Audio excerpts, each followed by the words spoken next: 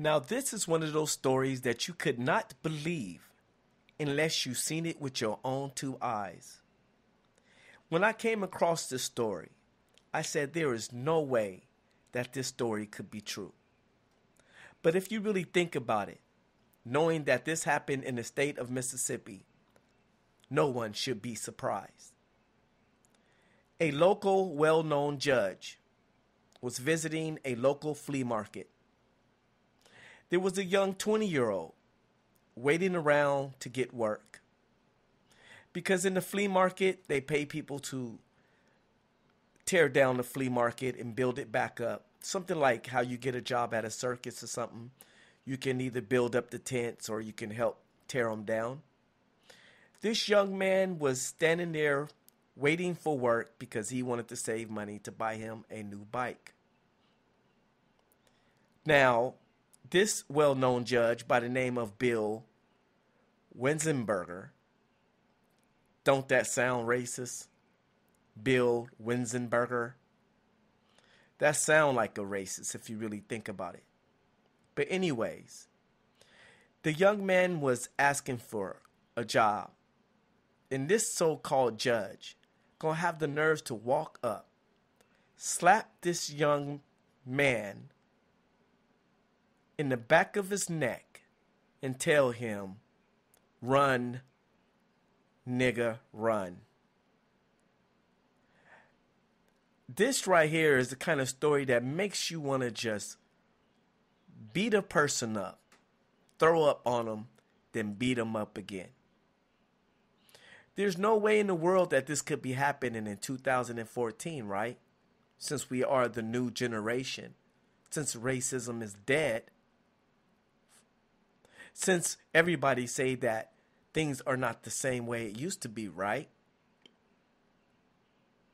Now this right here is something that, as a father, I probably would have been in jail or shot. Because if you would have did this to my son, it would have been a problem. But yes, this judge by the name of Bill Wenzenberger most definitely need to step down. The Mississippi NAACP, so-called NAACP, is calling for his resignation, telling him that he needs to step down. I mean, common sense would tell you that he needs to quit if he's going around slapping young men in the back of the neck, telling them, "Nigger, run, nigger, run." I mean, common sense would tell anybody that, yes, he needs to step down. Because he shouldn't be going around harassing young men, especially a young man that was standing there waiting for work. This doesn't make no sense. In 2014, this is what I keep telling black people. How long will you stay in your sleep-like coma? How long will you realize that things will never change until you fight back?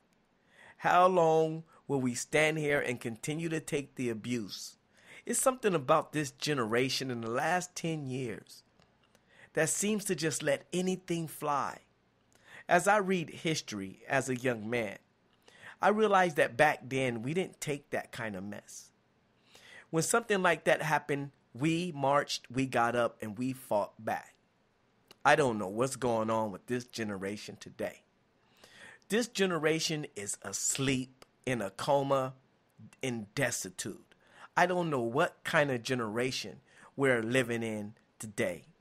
We're living in a generation of soft blacks that don't want to fight back, that want to be in a disillusion, want to be delusional, want to sit up there and say that racism doesn't exist anymore, as if this is not happening right in front of our face.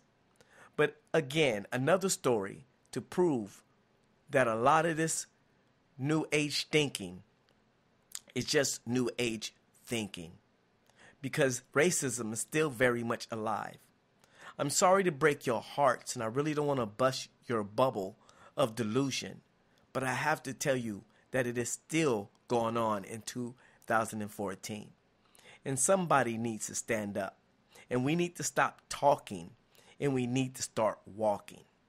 I'm going to leave the link in the description box for you can read the story. It's unbelievable. I cannot believe that this judge would turn around and slap this young man in the back of his head, then tell him nigger run. Are you serious? In 2014.